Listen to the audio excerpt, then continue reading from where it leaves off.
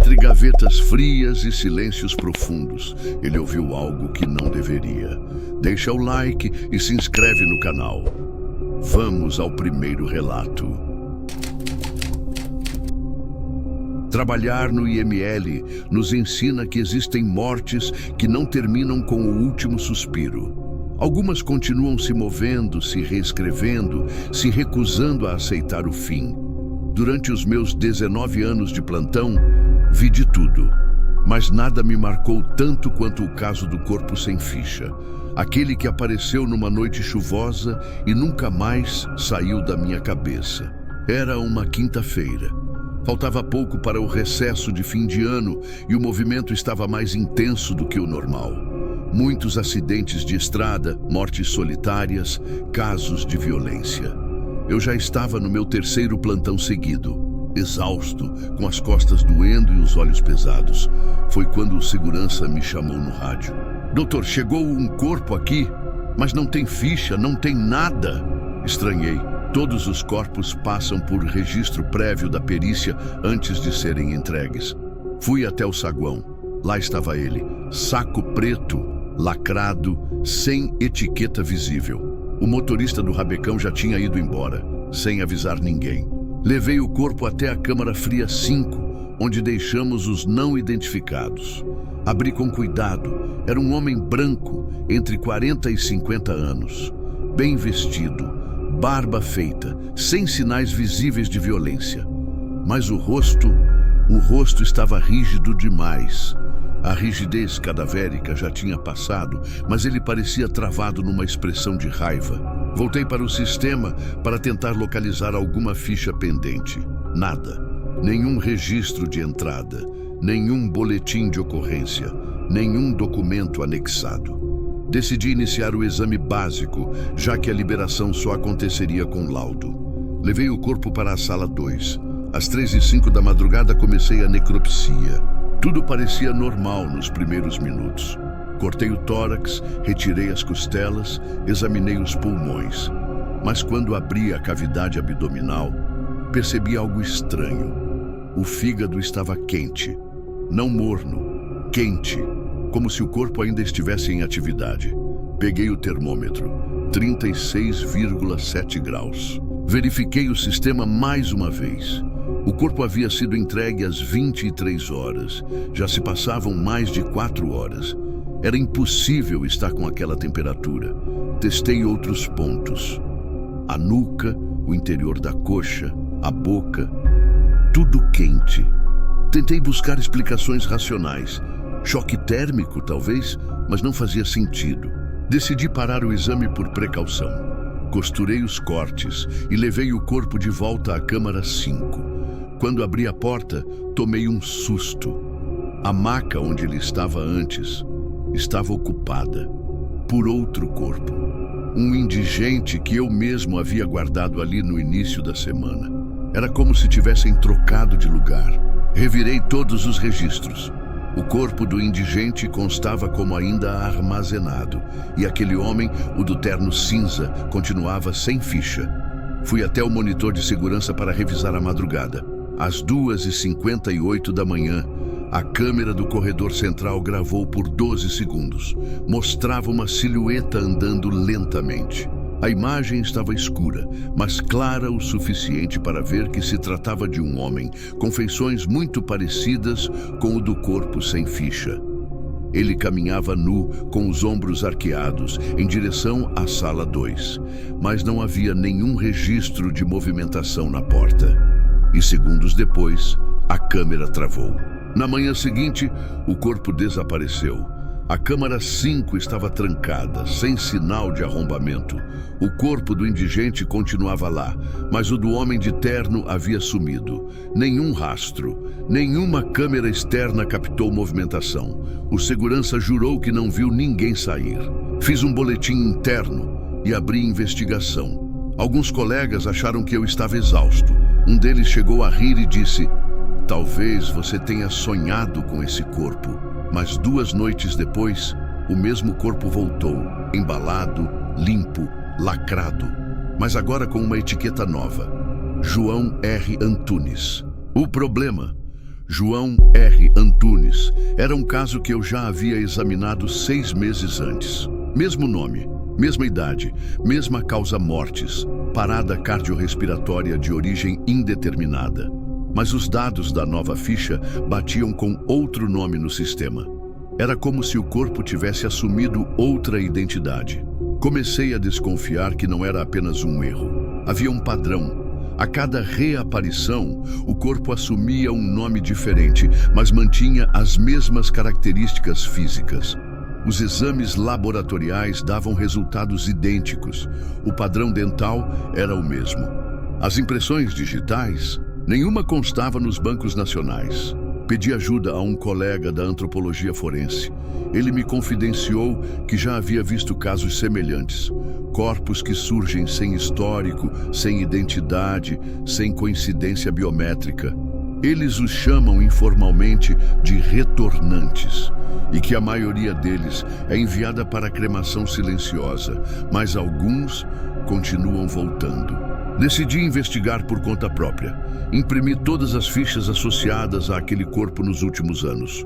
Contei 7 entradas diferentes, com nomes, datas e causas distintas, mas todas com o mesmo corpo. Em uma delas, de 3 anos antes, o nome era Eduardo Lopes. Em outra, Carlos Moura. Nenhuma delas constava como procurada por familiares. Enviei amostras de DNA para um laboratório independente. O resultado confirmou. Todas as fichas correspondiam ao mesmo material genético. Um só homem, mas com múltiplas identidades, múltiplos históricos e, o mais inexplicável, múltiplas datas de óbito. Oficialmente, aquele corpo já tinha morrido 4 vezes. Comecei a notar um comportamento padrão nos dias que antecediam sua chegada. Sempre uma queda nas temperaturas da câmara 5, sempre falhas nos sensores de presença, sempre uma sensação estranha nos corredores, como se o ar ficasse mais denso, mais pesado, mais atento, como se o necrotério esperasse por ele. Uma noite, tomei coragem e deixei uma câmera oculta dentro da câmara 5. Configurei para gravar em infravermelho, sem conexão com o sistema principal. Às 3h12 da madrugada, ela capturou algo que jamais consegui explicar. A câmara abriu sozinha, lentamente. O vapor frio saiu em espiral e então ele apareceu. Sem ninguém empurrando, o corpo deslizou da gaveta até a maca. Não foi queda, não foi gravidade. Foi como se ele estivesse sendo colocado ali, com calma. Como se alguém invisível o estivesse reposicionando. Por fim, a porta se fechou com leveza. Silêncio total. Mostrei a gravação a um colega de confiança. Ele não disse uma palavra. Apenas levantou, me entregou um envelope e pediu que eu não o envolvesse mais. Dentro havia um manuscrito antigo, de um legista aposentado, descrevendo fenômenos idênticos na década de 90. Mesma descrição, mesmo corpo, mesmo padrão. No final da carta, uma frase destacada.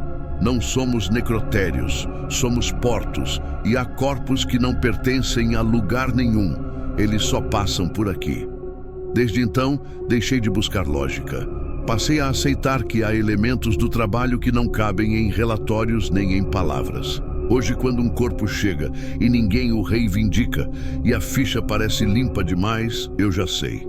Imprimo um nome qualquer, faço um laudo neutro e guardo no armário trancado. Um armário onde mantenho todos os registros não oficiais desses corpos. São 8 até agora. Todos iguais. Todos ele. Ainda acordo algumas noites com a lembrança da imagem infravermelha, a fumaça fria, o rosto imóvel e os olhos que às vezes parecem estar abertos por trás das pálpebras. O segurança já parou de perguntar. Os motoristas também. Todos nós fingimos não ver, porque ele sempre volta. E se um dia você estiver de plantão e receber um corpo bem vestido, sem marcas, sem identidade e com um nome genérico, não tente buscar no sistema, apenas faça o básico, guarde com cuidado e lembre, ele não está morto, ele só está de passagem. medicina legal, aprendemos a ler a morte como um livro. Cada corte, cada mancha, cada rigidez tem um significado. Mas há casos em que os sinais não obedecem à lógica. E há gavetas que insistem em se abrir, mesmo quando tudo diz que estão fechadas. Eu sei, porque fui encarregado de cuidar da gaveta número 14 durante 4 madrugadas. A primeira vez que notei o problema foi durante um plantão em janeiro. O calor estava insuportável e os ventiladores do necrotério falharam mais uma vez. O corpo de uma mulher havia sido deixado no início da noite, sem ficha completa, sem acompanhante. A PM apenas informou que ela havia sido encontrada em uma casa abandonada. Coloquei o corpo na câmara fria central, gaveta 14. Tudo correu como de costume. Fixei a etiqueta, fiz o pré-registro manual e voltei para a sala de laudos. Cerca de 40 minutos depois, o alarme de pressão acusou que uma das gavetas havia sido mal fechada. Fui verificar. Era a 14. Pensei que fosse erro meu. Fechei com firmeza, travei novamente e voltei. Menos de 1 hora depois, o mesmo alerta. Agora, acompanhado por uma falha de temperatura. A câmara indicava que a gaveta havia perdido o isolamento térmico por tempo suficiente para comprometer a preservação. Abri com cuidado. Estava entreaberta. A mulher continuava lá, intacta, sem sinal de violação ou movimentação, mas a etiqueta, antes presa ao tornozelo, estava agora dobrada sob a perna, como se tivesse sido recolocada às pressas. Reposicionei, registrei o incidente e informei o supervisor. Ele respondeu com desinteresse. Ah, é a 14 de novo? Fiquei em silêncio. Ele percebeu e completou. Vez ou outra ela faz isso. Já trocaram a estrutura interna, já revisaram o fechamento, mas ela continua abrindo sozinha. Não esquente com isso. Acontece. Mas algo na naturalidade do tom dele me incomodou. Era como se já soubessem e simplesmente deixassem acontecer. Na madrugada seguinte, novo plantão. Fui direto verificar a gaveta 14. Estava vazia. Recebemos 2 corpos naquela noite, ambos com ficha. Um deles era de um idoso encontrado sem vida em casa. O outro, um rapaz que havia sido baleado. Escolhi a 14 para o idoso.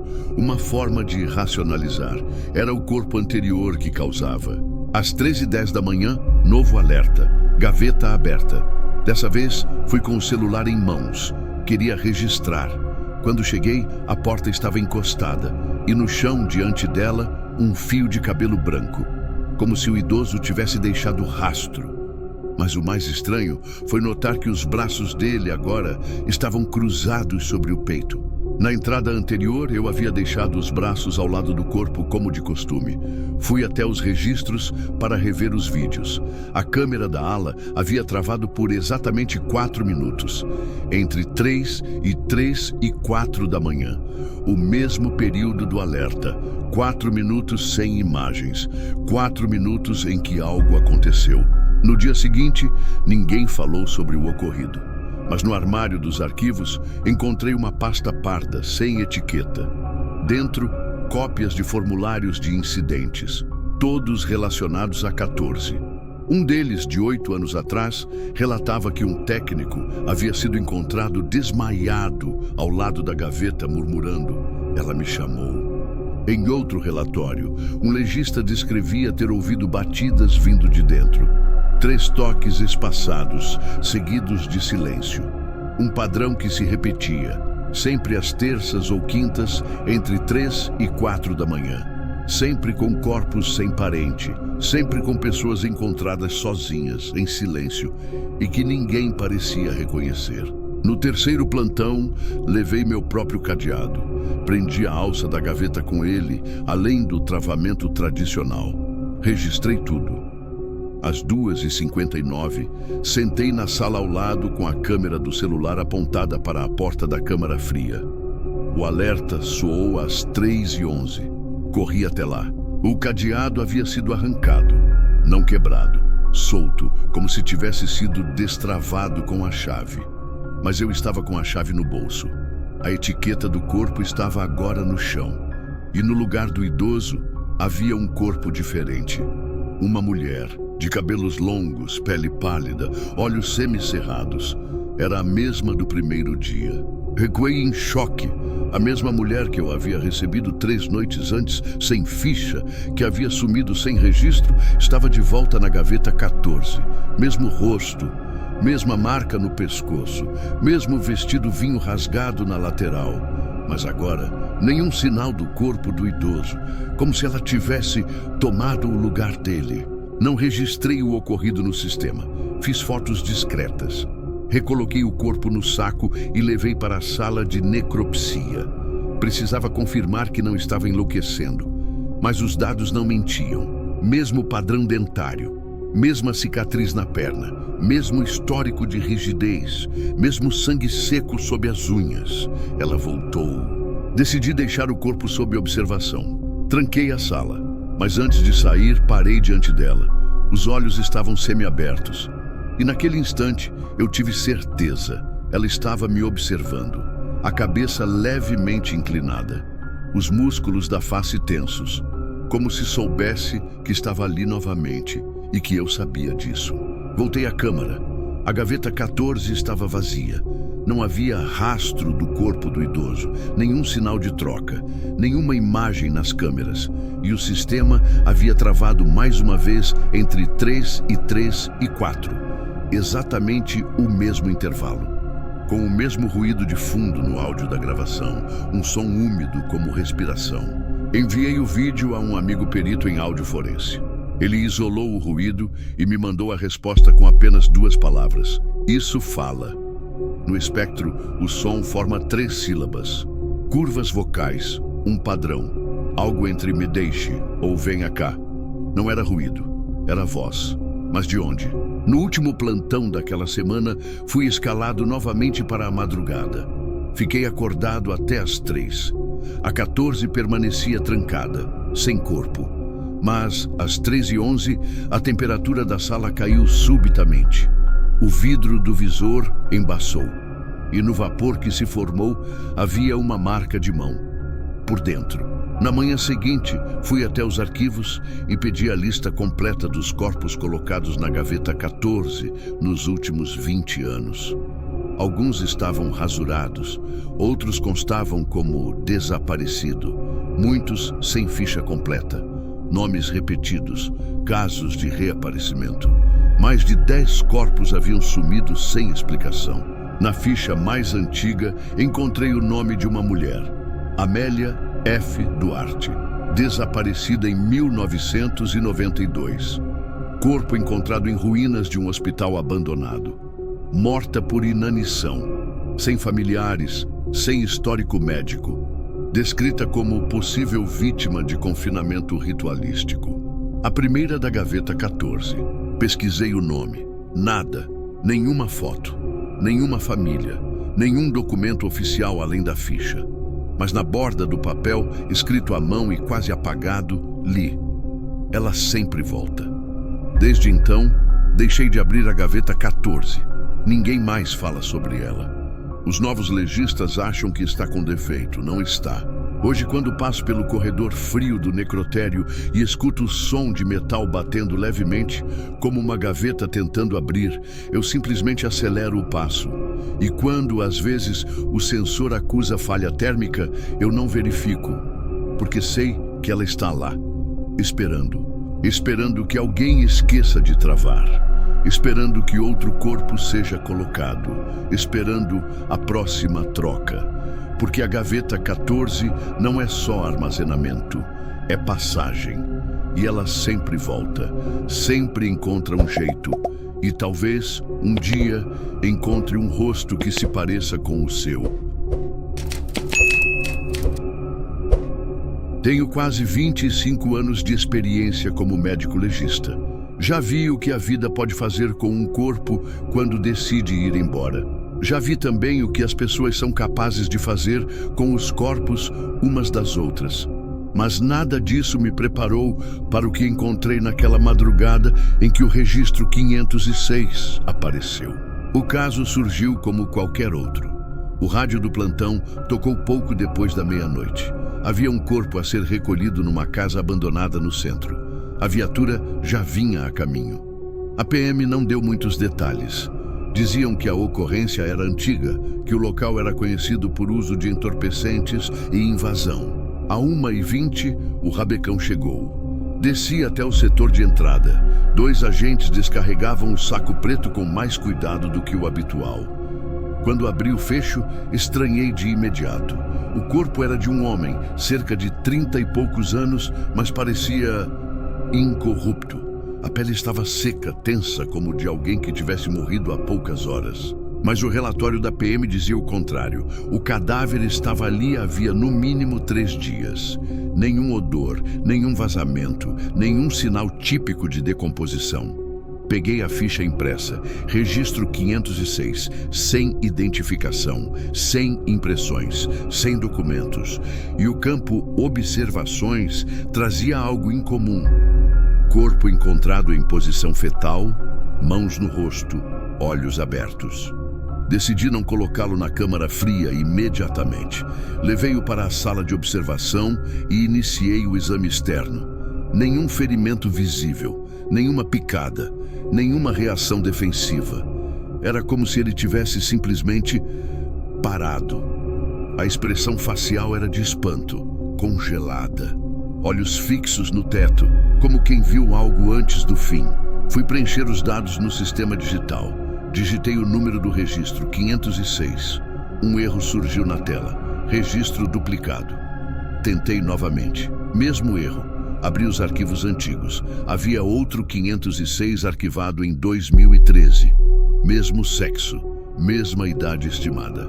A ficha estava apagada, mas o nome do legista era familiar. Era o meu. Eu mesmo havia examinado um corpo com o mesmo número, 12 anos antes. Fiquei paralisado por um momento. Eu me lembrava vagamente do caso. Corpo não identificado, homem encontrado em prédio abandonado, mesma aparência preservada. Mas aquela ficha havia sido excluída do Banco Central de Registros e eu não sabia por quê. Voltei à sala. A temperatura parecia mais baixa do que o normal. O sensor acusava 18 graus, mas o termômetro marcava 12. O corpo estava levemente virado. Um dos braços havia escorregado para fora do lençol, mas eu tinha certeza de que o deixei posicionado com os braços cruzados sobre o tórax. Verifiquei a câmera de segurança da sala. Um trecho de 6 minutos estava corrompido. A gravação voltava com o corpo em outra posição, como se tivesse se mexido quando ninguém estava olhando. Tentei forçar a lógica. Instabilidade do rolo, erro de compressão. Mas a sensação era clara. Aquilo estava errado. Na tentativa de entender melhor, decidi verificar o interior do crânio antes do restante. Fiz a incisão, retirei a calota craniana e me preparei para examinar o cérebro. Mas ele não estava lá. A cavidade estava vazia. Nenhum sinal de extração, nenhum corte, nenhum rompimento, nenhuma base aberta, apenas oco. Registrei o ocorrido, tirei fotos, salvei em pendrive externo, tranquei a sala. Às 4h30 voltei para guardar o corpo, mas ele havia desaparecido. A sala estava vazia, os instrumentos estavam no lugar. As câmeras, novamente corrompidas entre 4 e 4h15. Nenhum alarme, nenhuma movimentação registrada. Corri até a área das câmaras frias. A porta da câmara 5 estava entreaberta. Quando puxei a gaveta superior, quase deixei cair o aparelho. O corpo estava lá, como se tivesse sido transferido. Mas ninguém tinha acesso àquela área além de mim naquela madrugada. E ninguém entrou no prédio durante aquele período. O mais perturbador foi perceber um detalhe novo. A etiqueta no saco não era mais a mesma. Em vez de registro 506, agora havia um nome escrito à mão: Ernesto Ramos. Esse nome me fez congelar. Era o mesmo nome que constava no primeiro caso de 2013. O mesmo corpo, o mesmo número, a mesma rigidez incomum. Revirei tudo o que podia até o amanhecer. Busquei arquivos antigos, fichas físicas, laudos esquecidos. Em um armário velho, encontrei um envelope pardo com meu nome escrito em letra cursiva. Dentro, uma cópia impressa de uma foto antiga. Um corpo em posição fetal, olhos abertos, mãos no rosto. Atrás da imagem, ele não aceita ser apagado. Desde então, evito guardar corpos em números redondos. Peço para alterar os registros quando posso, mas sei que não adianta. Alguns nomes voltam, alguns corpos se recusam a descansar, e certos registros simplesmente não querem desaparecer. Eles só precisam de alguém que se lembre. E eu me lembro. 12 dias depois, outro corpo chegou ao necrotério. Também sem identificação, também masculino. Mesmo tipo físico, mesma idade aparente. Mesmo olhar congelado de quem viu algo inaceitável antes de cair. Fui até o sistema, digitei o novo número provisório. E ele respondeu com o alerta que eu já temia. Registro duplicado, 506. Imediatamente verifiquei o histórico. O antigo Ernesto Ramos havia desaparecido novamente do banco. Nenhuma entrada, nenhuma saída. A ficha que eu mesmo imprimi havia sumido da pasta física. Perguntei ao pessoal da manhã se alguém havia movido arquivos ou registros. Todos negaram. O número estava livre. Livre para ele voltar. Dessa vez, não levei para a câmara. Mantenho o corpo sob vigilância numa sala isolada. Tranquei com chave, desliguei os sensores e usei meu celular para gravar. Nas primeiras horas, nada aconteceu. Mas às 3h17, vi pela lente do celular a respiração. Não um movimento muscular involuntário, uma expansão real do tórax. Dei zoom, pausei, revisei. Em um dos quadros, os olhos estavam levemente mais abertos. Não consegui mais entrar na sala. Ficava parado do lado de fora, ouvindo o silêncio sendo cortado por um som quase imperceptível, como se alguém se movesse levemente sobre tecido. Um som seco, lento, como unha arrastando no lençol. Na noite seguinte, deixei um gravador escondido na sala. Quando revisei o áudio, havia 7 minutos de silêncio. Depois um ruído distorcido, quase humano. Um arranhado que foi se transformando em voz. A frase, repetida 2 vezes, soava baixa, mas clara. Você me registrou. Agora me mantém. Mostrei o áudio a um psiquiatra forense de confiança. Ele ouviu com atenção e me disse: isso não é voz humana natural. A frequência é invertida. Parece uma gravação girando para trás. Isolamos trechos e repetimos em frequência normal. A voz disse: você já me viu. Depois, eu sou o mesmo. Procurei antigos funcionários do IML. Um deles, já aposentado, me recebeu com desconfiança. Quando mencionei o número 506, ele empalideceu. Me contou que em 1987, um legista sumiu após atender um corpo com o mesmo registro. O nome do morto? Também Ernesto Ramos. Mesmo histórico, mesmo sumiço dos arquivos. Na última semana, ao abrir a sala onde o corpo estava, encontrei algo que me tirou o chão. Outra cópia da mesma foto que estava no envelope pardo. O corpo na posição fetal, olhos abertos, mãos no rosto. Mas agora, ao fundo da imagem, havia algo novo. Um vulto de pé, escuro, alto, na mesma sala, atrás de mim. Voltei à câmera de segurança. Em uma das gravações, às 3h19 da manhã, uma sombra se forma lentamente no canto da sala. Ela cresce, se define. É a figura de um homem, inerte, mas presente, em pé, ao lado da maca. E por menos de 3 segundos, seus olhos brilham direto para a lente. Desde então, deixei de dormir. Guardo tudo num cofre pessoal. As fotos, os áudios, os prints dos erros no sistema. Já tentei excluir o registro do banco digital. Toda vez, ele reaparece. Já troquei de computador. Já mudei de e-mail. Mas sempre que começo um novo turno, lá está o nome. Ernesto Ramos, 506. Não sei se é uma entidade, uma falha, uma repetição do tempo, um eco de algo que nunca foi finalizado. Mas sei que ele existe e sei que volta, cada vez mais consciente, cada vez mais próximo.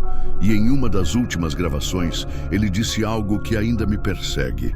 Eu só preciso de uma assinatura para ficar. Se um dia você estiver de plantão e receber um corpo muito conservado para estar morto, com olhos abertos e silêncio demais ao redor, olhe 2 vezes o número do registro. Se for 506, não o toque, não o examine.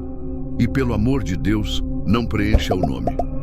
Porque uma vez que você faz isso, ele te encontra. Sempre fui metódico, minucioso. Cada corpo, cada ficha, cada vírgula num laudo tinha que estar perfeita. Talvez por isso eu tenha sido o escolhido para cobrir aquela sequência de plantões que ninguém queria. Eram os turnos mais silenciosos do mês, as madrugadas do fim de julho, quando o IML parecia mais parado do que morto. Na primeira noite, recebi 2 corpos, um homem atropelado e uma mulher encontrada morta no próprio apartamento. Ambos sem identificação confirmada. O da mulher me chamou a atenção desde o início. Tinha o rosto tranquilo demais. Nenhum sinal de sofrimento. Era como se ela tivesse deitado e simplesmente parado. Registrei os dados e guardei o corpo na câmara 6. Mas quando fui preencher o campo nome, notei que a ficha impressa estava completamente em branco. Nenhum dado digitado, nenhum número de protocolo. Apenas um espaço vazio e um código gerado automaticamente. 000A. Nunca vi aquilo antes. Achei que fosse falha do sistema. Digitei manualmente as informações, imprimi e refiz o protocolo. Guardei o papel antigo na gaveta e segui com o turno. Na segunda noite, ao revisar os laudos, percebi que a ficha nova havia sumido. A impressa à mão também. No lugar, estava novamente a folha em branco com o código 000A. Pedi acesso aos logs do sistema. Nenhuma alteração registrada, nenhuma exclusão, nenhum acesso. Mas o sistema dizia que a ficha 0A era permanente, uma ficha fantasma. Quando voltei à câmara, encontrei a gaveta 6 levemente aberta. O corpo ainda estava lá, mas a posição havia mudado. Antes, os braços estavam paralelos ao corpo. Agora, cruzados sobre o peito. Uma mudança sutil, mas impossível. Ninguém mais entrou ali. Chequei as câmeras. A da sala 6 mostrava um trecho corrompido entre 3 e 7 da manhã. Tela escura. E o último quadro, antes da falha, mostrava o lençol se movendo. Comecei a investigar o histórico do código 00A. Perguntei a colegas mais antigos. Um deles, relutante, me disse que esse código aparecia a cada poucos anos, sempre quando o sistema era reiniciado. Sempre com um corpo feminino, sempre com os mesmos traços e sempre com fichas que desapareciam depois de 30 dias. Voltei à sala de arquivos e procurei pelas versões físicas. Nada. Mas no fundo do armário encontrei uma ficha antiga, quase apagada, escrita à mão com o mesmo código. Data: 1996. Descrição: mulher não identificada, encontrada morta em casa, sem sinais de violência, expressão serena, nenhum parente localizado. Nos dias seguintes, comecei a notar padrões. Toda madrugada, às 13h04, a temperatura da câmara 6 caía mais do que nas outras. Os sensores de movimento piscavam por poucos segundos.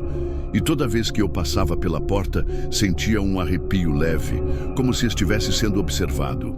No quarto plantão, entrei na sala para uma nova verificação.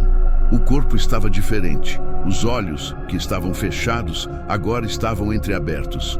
O rosto ainda sereno, mas com um leve desvio no queixo, como se estivesse prestes a sussurrar alguma coisa. Encostei para verificar e juro que ouvi uma respiração, quase inaudível, mas quente, vinda da direção do meu rosto. Não havia vento, não havia nenhum aparelho ligado, só aquele som de expiração úmida, como se algo adormecido tivesse acabado de acordar. Voltei 2 passos. A ficha, que antes estava sobre a bancada, agora estava no chão, em branco, de novo. Pedi transferência do caso, mas a direção alegou que o protocolo não permitia. A ficha tecnicamente não existia. E o corpo também, tecnicamente, não estava no sistema. Era não rastreável. Não podia ser cremado, não podia ser liberado. Só podia ficar ali, na gaveta 6, até que o sistema achasse uma solução. Na semana seguinte, outro legista assumiu meu posto. Na manhã do plantão dele, ligou para mim desesperado. Disse que encontrou a ficha da mulher digitada no sistema, mas com meu nome como responsável por todos os plantões, até mesmo os que eu não fiz. E havia um novo campo, data de entrada indefinida. Voltei ao IML no dia seguinte, mesmo sem estar escalado. Pedi acesso ao sistema, mas negaram. Então fui até o novo legista e pedi que imprimisse a ficha que aparecia no nome dele. Quando li o papel, quase deixei cair da mão. A assinatura era minha, mas não a reconhecia. Era o meu nome, mas a letra não era a minha. Fui até a câmara 6 com ele. A gaveta estava entreaberta, o lençol puxado até o queixo, e pela primeira vez desde que tudo começou, o corpo parecia diferente, menos morto. A pele tinha cor, os lábios estavam mais rosados, os cabelos úmidos, como se alguém tivesse acabado de sair de um banho morno. Decidimos gravar. Posicionamos uma câmera escondida, sem conexão à rede interna. Ligamos às 2h50 da manhã. A gravação durou até às 4. Quando voltamos para revisar, encontramos algo impossível. Entre 3 e 4, a câmera captou o momento exato em que a mulher abriu os olhos. Eles não se abriram como espasmos musculares. Foi lento, calculado. Ela piscou. E então virou levemente a cabeça, como se olhasse diretamente para o canto onde a câmera estava. Em seguida, murmurou algo. Pausamos, repetimos, aumentamos o volume. O sussurro era nítido. Preciso de nome, preciso de permanência. A ficha dela, impressa, clara, com todos os campos preenchidos, surgiu automaticamente no sistema naquela madrugada. O nome, Clara D. Vieira. Não havia histórico, nem CPF, nem data de nascimento, apenas o nome. A partir daquele momento, tudo ficou diferente. A ficha passou a existir em todas as bases. E os protocolos aceitaram. A mulher sem identidade, que antes não podia ser classificada, agora tinha data, nome e número de registro. Foi inserida nos arquivos. A morte dela foi datada. O sistema finalmente aceitou que ela existia. E naquele mesmo dia, a câmara 6 esvaziou. Ficamos confusos. Procuramos em todo o necrotério. As câmeras nada mostraram. Mas ao tentar entrar novamente com o número 0000A, o sistema negou. Código já utilizado. Quando busquei por Clara Vieira, o prontuário completo já constava como arquivado. E meu nome aparecia como quem liberou o corpo para cremação. Eu não fiz isso. Não assinei nada. Não estava nem no prédio naquele dia, mas meu nome estava lá. E a assinatura era novamente minha, mas com aquela mesma caligrafia que não era minha. Decidi investigar o nome. Clara D. Vieira. Não havia registros civis. Mas encontrei uma notícia antiga, de 1963. Uma mulher com o mesmo nome foi encontrada morta em um prédio abandonado na Zona Norte. Caso arquivado. Corpo não identificado. A única testemunha dizia que a mulher apareceu do nada, sentada na calçada, murmurando palavras desconexas, pedindo que alguém desse a ela um nome de verdade. Desde aquele dia, algo mudou em mim. Às vezes sonho com ela, deitada na câmara 6, me olhando. Às vezes acordo suando, sentindo o lençol úmido, como se estivesse dentro da sala refrigerada. E toda vez que abro o sistema para registrar um novo corpo, o código 0000A aparece brevemente como uma sombra no canto da tela. Agora sei o que ela precisava. Não era apenas um nome, era uma entrada no sistema, um reconhecimento, um lugar na história. Os mortos esquecidos precisam de registro, precisam ser nomeados, ou voltam. E se algum dia você trabalhar num IML e vir um código zerado, uma ficha em branco, uma gaveta que insiste em abrir sozinha, não preencha nada. Não digite nenhum nome, porque nomes têm poder, e nomes dados a quem nunca foi realmente daqui têm consequências. Nunca fui homem de acreditar em coisas que não posso medir, pesar ou cortar. Trabalho no Instituto Médico Legal de Curitiba há quase 20 anos e já vi corpos despedaçados por acidentes, gente com o olhar ainda preso no espanto de um fim violento, mas nunca temi os mortos. Até começar o turno da Sala Fria 7. Foi numa sexta-feira. A perícia recolheu um corpo do bairro Santa Cândida. Homem sem documentos, sem digitais registradas. Corpo limpo, sem marcas, exceto por um pequeno círculo queimado no centro do peito. Nenhuma queimadura comum. Não era elétrica nem química. Parecia simbólica, quase ritualística. O mais estranho foi o cheiro. Mesmo fresco, o corpo exalava um odor antigo, algo entre carne úmida e papel mofado. Uma colega comentou que parecia cheiro de arquivo morto. Coloquei o corpo na câmara 7. Registrei como homem não identificado, código 08037B. Ficha incompleta, como tantas outras. Na madrugada de sábado, voltei para a sala com um café na mão. As luzes de emergência piscavam. A câmara 7 estava ligeiramente aberta. Achei que havia sido erro meu. Fechei. Mas no visor vi algo que me travou.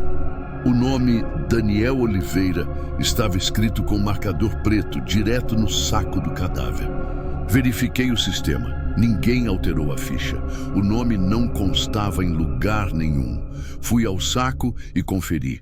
A caligrafia era firme, limpa, como escrita por alguém com muito tempo. E o pior, reconheci a letra. Era a mesma da minha mãe, falecida há 12 anos. Pensei que estivesse cansado. Rasguei a parte do saco onde estava o nome e substituí. Deixei uma observação no sistema. Nome escrito indevidamente no material de contenção. Investigar. Voltei à minha sala com o monitor ligado na câmera da câmara 7. Às 3h13 da manhã, o vídeo congelou. Reiniciei o programa. Ao voltar, a gravação estava intacta, exceto por um detalhe. O corpo agora tinha os olhos abertos, amarelados, mas vivos, e um leve sorriso torto nos lábios. Pausei, dei zoom. Não havia dúvida. Eu havia lacrado aquele corpo. Ele estava completamente fechado. Aquilo não podia ter acontecido. Na manhã seguinte, consultei todos os Daniel Oliveira da região. Havia 3. Um deles desaparecido desde 1999. Nenhum com digitais compatíveis. Mas uma foto me chamou a atenção. A cicatriz na sobrancelha. O queixo levemente torto. Era o mesmo homem, morto há mais de 20 anos. A ficha de Daniel havia sido encerrada como desaparecido sem solução. Nunca registrado como morto. Nenhuma autópsia, nenhum velório. Era como se o corpo tivesse ficado fora do mundo por todo esse tempo. Como se tivesse sido devolvido.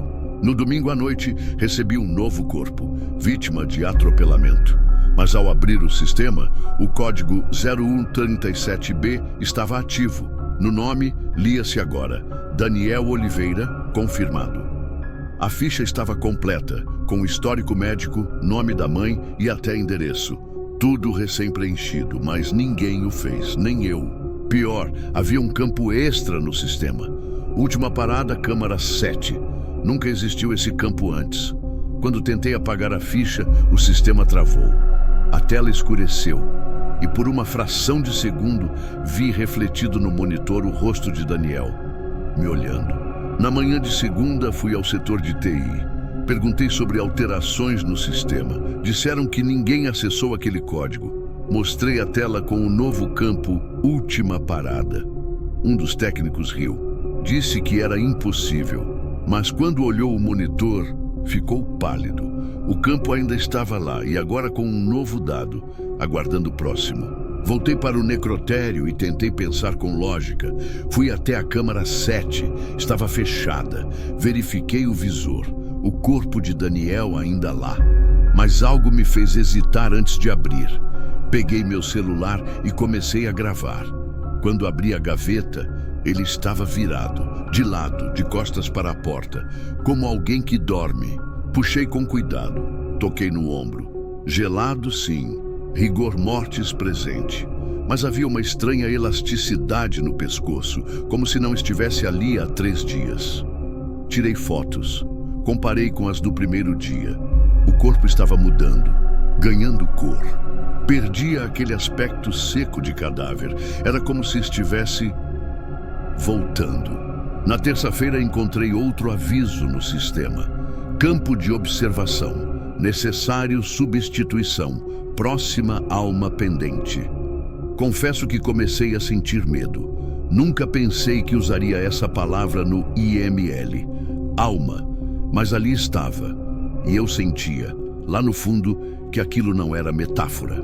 Nessa mesma noite, um acidente grave na BR-277 trouxe 3 corpos.